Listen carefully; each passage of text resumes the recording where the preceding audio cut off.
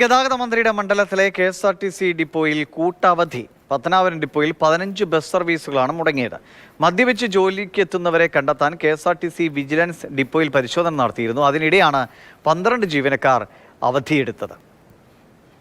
അരമുക്കാൽ മണിക്കൂർ കൊണ്ട് നിൽക്കുക. ഞാൻ അവിടെ 9:45 സ്റ്റാൻഡിൽ വന്ന് പത്തനംതിട്ട വണ്ടിയിൽ വന്ന് അവിടെ ഇറങ്ങിയതാണ്. ചോദിക്കുന്ന കാശും കൊടുത്തിട്ട് വേണം ഓരോ സ്റ്റാൻഡിൽ വന്ന് കിടന്ന് മനുഷ്യരിങ്ങനെ അലയാൻ.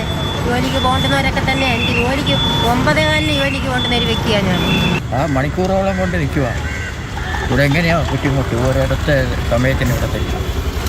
കണ്ണൻ നായർ വിവരങ്ങളുമായിട്ട്. കണ്ണൻ, വളരെ അത്യാവശ്യമായ ഒരു സർവീസ്, അത് 15 സർവീസൊക്കെ മുടങ്ങുന്ന തരത്തിലേക്ക് ആളുകൾ കൂട്ടവധി എടുക്കുക എന്ന് പറയുമ്പോൾ ഇതിൻ്റെ മേലധികാരികളൊക്കെ എങ്ങനെ ഇത് അനുവദിച്ചു കൊടുത്തു? മുന്നറിയിപ്പില്ലാതുള്ള അവധിയെടുക്കലുമാണോ? മുന്നറിയിപ്പില്ലാത്ത അവധിയെടുക്കൽ തന്നെയാണ്. ഡിപ്പോയിലെ ഉന്നത ഉദ്യോഗസ്ഥരുമായി സംസാരിച്ചിരുന്നത്. എന്നാൽ ഈ വിഷയത്തെക്കുറിച്ച് അവർ പ്രതികരിക്കാനില്ല എന്നുള്ളതാണ് പറഞ്ഞത്. ഇന്ന് രാവിലെ KSRTC ഡിപ്പോയിൽ, പത്തനാപുരം ഡിപ്പോയിൽ KSRTC വിജിലൻസ് പരിശോധന നടത്തുകയായിരുന്നു. സംസ്ഥാനത്ത് എമ്പാടും എല്ലാ ദിവസവും വിജിലൻസിന്റെ പരിശോധനയുണ്ട്. മദ്യപിച്ച് ജോലിക്ക് എത്തുന്ന ആൾക്കാരെ കണ്ടെത്താൻ വേണ്ടിയുള്ള ഒരു പരിശോധനയാണ് KSRTC വിജിലൻസ് നടത്തുന്നത്. അതിന്റെ ഭാഗമായി ഇന്നും പത്തനാപുരത്ത് പരിശോധന നടത്തി. അതിൽ 3 പേരെ പോലീസ് ഈ വിജിലൻസ് സംഘം പിടികൂടി. അതറിഞ്ഞുകൊണ്ടാണ് 12 പേർ കൂട്ടത്തോടെ അവധിയെടുത്തത്. ഇതുമൂലം കൂടുതൽ ജനങ്ങൾ പെരുവഴിയിലായി എന്ന് പറയേണ്ടി വരും. കാര്യം രാവിലെ ജോലിക്കൊക്കെ പോകാൻ വേണ്ടി എത്തിയ ആൾക്കാരാണ്. KSRTC ജീവനക്കാർ ല്ലാത്തത് മൂലം സർവീസ് മുടങ്ങിയതിൽ ബുദ്ധിമുട്ടിലായത്. പ്രത്യേകിച്ച് മലയോര മേഖലയിലേക്കൊക്കെ പോകാൻ വന്ന ആൾക്കാർക്കാണ് കൂടുതൽ ബുദ്ധിമുട്ടായത്. 1-2 ബസ് സർവീസ് മാത്രമുള്ള പ്രദേശമുണ്ട്.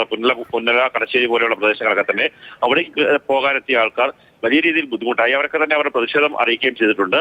ഇതിനുശേഷം മന്ത്രിയുടെ ഓഫീസുമായി നമ്മൾ ബന്ധപ്പെട്ടിരുന്നു. അപ്പോൾ അവിടെ നിന്ന് അറിയിച്ചത് ഈ ജീവനക്കാർക്കെതിരെ നടപടി ഉണ്ടാകും. അകാരണമായിട്ടാണ് ഇവർ ഇത്തരത്തിൽ ഒരു അവധി എടുത്തിരിക്കുന്നത്. 3 മദ്യപിച്ചെത്തിയ 3 പേർക്കെതിരെ ഉടൻ തന്നെ നടപടി ഉണ്ടാകും. ഒപ്പം തന്നെ 12 പേർക്കെതിരെ എന്താണ് കാരണം, അവർ അവധിയെടുക്കാനുള്ള കാരണം എന്താണ് എന്ന് വിശദീകരണം ചോദിക്കും. അതിനുശേഷം സസ്പെൻഷൻ അടക്കമുള്ള കാര്യങ്ങളിലേക്ക് പോകുമെന്നാണ് മനസ്സിലാക്കുവാൻ സാധിക്കുന്നത്.